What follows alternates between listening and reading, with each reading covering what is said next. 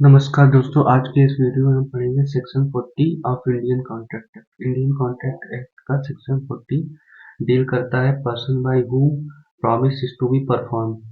ऐसे पर्सन जो जिनको प्रॉमिस परफॉर्म किया जाना चाहिए, जिनके द्वारा प्रॉमिस परफॉर्म किया जाना चाहिए। सेक्शन 40 ऐसे पर्सन की बात करता है जिनके द्वारा प्रॉमिस को परफॉर्म किया जाना चाहिए। आइए देखते हैं प्रोविजन क्या बोलता है।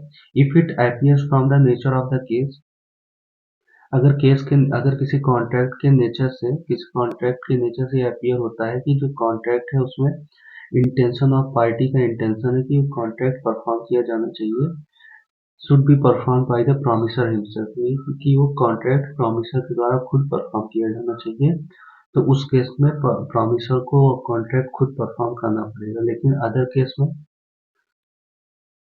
The promisor or his representative may employ a competent person to perform it। लेकिन अदर केस में जहाँ पार्टी की इंटेंशन नहीं है कि प्रॉमिसर उस कॉन्ट्रैक्ट को खुद से परफॉर्म करे, तो उस केस में कोई और पर्सन कॉन्ट्रैक्ट को परफॉर्म कर सकता है। जैसे कि इलस्ट्रेशन देखते हैं। इलस्ट्रेशन में जो पहला इलस्ट्रेशन में बात करता है, a person promise to pay be a sum of money. यहाँ कॉन्ट्रैक्ट है ए को कुछ पैसा देना है बी को। तो ये जो कॉन्ट्रैक्ट है, ये कॉन्ट्रैक्ट प्रॉमिसर भी कर सकता है, उसके रिप्रेजेंटेटिव भी परफॉर्म कर सकते हैं।